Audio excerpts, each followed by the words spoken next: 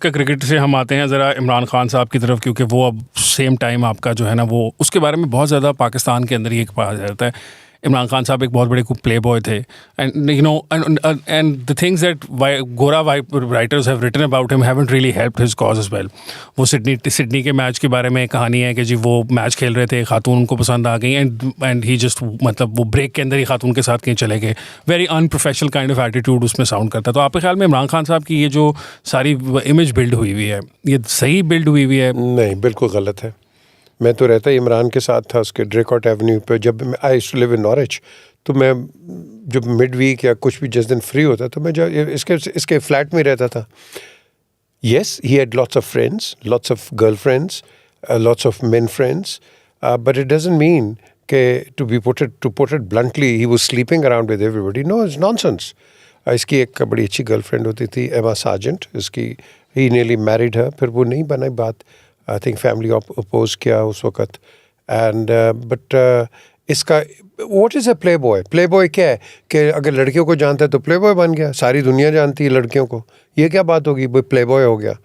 तो ये हमारा ही होता है कि प्ले बॉय। और इंग्लैंड में भी वो बड़ा बना देते हैं, इसको हाइप दे देते हैं, क्योंकि उन्हें अखबार बेचनी होती है। टैबलॉइड प्रेस ना, टैबलॉइड प्रेस से सारा काम किया हुआ है। तो यही होती है चीज़। तो बट उसके अंदर मैंने ऐसी कोई चीज़ नहीं देखी कि क्रिकेट छोड़ के इधर चला गया। I have known one of the most beautiful girls and one of the most influential girls from top families in the world. He was never इस तरह का अनकूथ, और ये जो कई दफ़ा टैबलेट्स लिख देते हैं, तो ये इस तरह की ऐसी कोई बात नहीं थी। You know, to be honest, I'm not defending him. No, you don't have to defend him. I don't have to defend him. Yes. But इसके साथ ऐसी कोई बड़ी बात नहीं थी। He enjoyed, everybody's company. इसको मज़ा आता था। पाकिस्तानी होते थे, झुकते इसको अच्छी लगती थी। हम भी इसको लगाते थे दबा के। आप भी मतलब डजंट लुक के इमरान खान साहब को कोई जुगत लगा देता वो बड़ी चीज़ है वो। अगर वापस जवाब भी देते हैं, बड़ी सही जवाब देता है वो उसके हाथ को फंस है, वो बड़ी चीज़ है वो।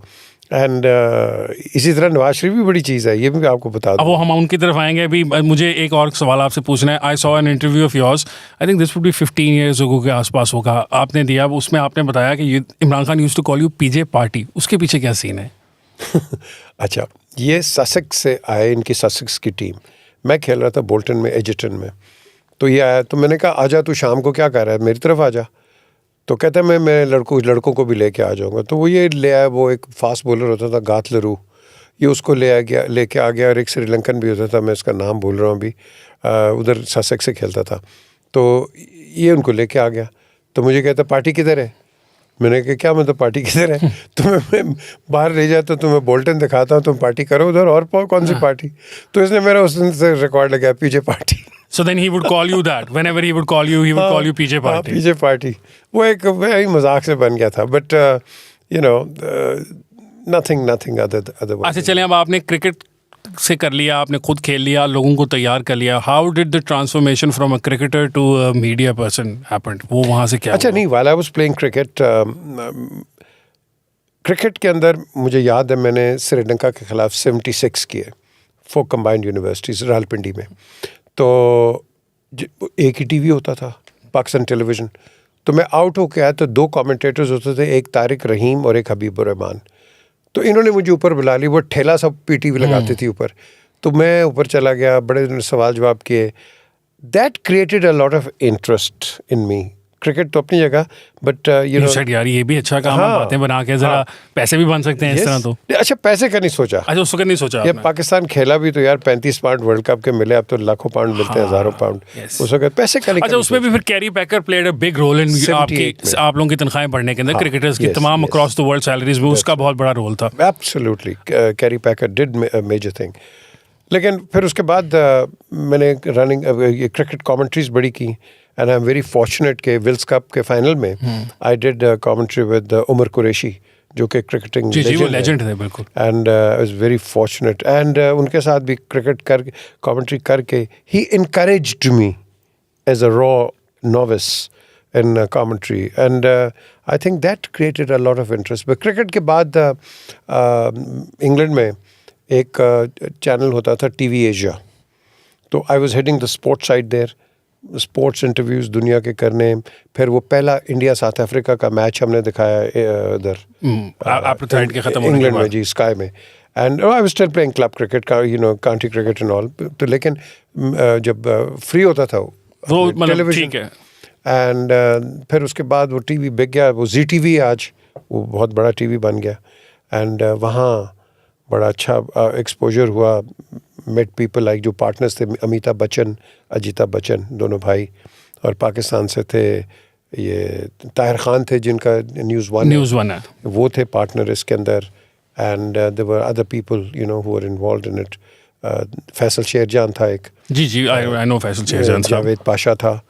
And there were lot of people. Faisal Sherjan ने तो एसटीएन भी पाकिस्तान में स्टार्ट किया था. एसटीएन, हाँ, he played a very important role. He is done a great service. अच्छा, वो क्लोज डाउन हो गया था. how did you go to ARY? Because you were one of the first people. जब डिजिटल न्यूज़ या समझें digital television Pakistan में आ रहा है तो ARY was the first one. पहले तो आ रहा है और उसमें फर्स्ट जो हम फेस देख रहे हैं वो आपका देख रहे हैं. And for so many years after that you were the main face of ARY. तो how did you get to ARY? वो उनसे आपसे कैसे मुलाकात? उसके बाद जब ये ख़त्म हो गया तो फिर जावेद पाशा ने एक अपना नया चैनल शुरू किया, द पाकिस्तानी चैनल. तो पाकिस्तानी चैनल के जो शेयर होल्डर्स थे, जावेद पाशा वो 67% और ARY वॉज 33%. तो हमारे पास पैसे ख़त्म हो गए. I was the general manager there. And फिर उसके बाद ARY ने कम्प्लीटली टेक ओवर कर लिया. फिर इसको री-ब्रांड किया एज ARY. तो अब्दुल रज़ाक याकूब उनका अपना जो नाम था, अपना भी नाम था, लेकिन हम कहते थे ऑलवेज रिमेम्बरिंग यू. हाँ, तो ये भी इस तरह था. तो फिर सलमान इकबाल, उनके बेटे जो उसको रन करते थे, वो और हाजी इकबाल और हाजी साहब बड़े.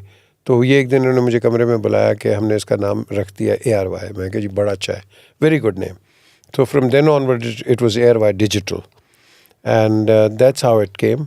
And I was running it at that time. And बल्कि पहली जो खबर थी लाइव, जब पहले हम 12 घंटे थे, उसके बाद जब 24 घंटे गए तो पहली लाइव खबर मैंने पढ़ी थी from East London, हमारे studio. That's like a history in the making at that point, because PTV news ख़त्म हो रहा है, मतलब एक नया दौर आ रहा है, नया न्यूज़ मीडिया आ रहा है, नए लोग बनेंगे obviously. And you were one of the first celebrities to come through that.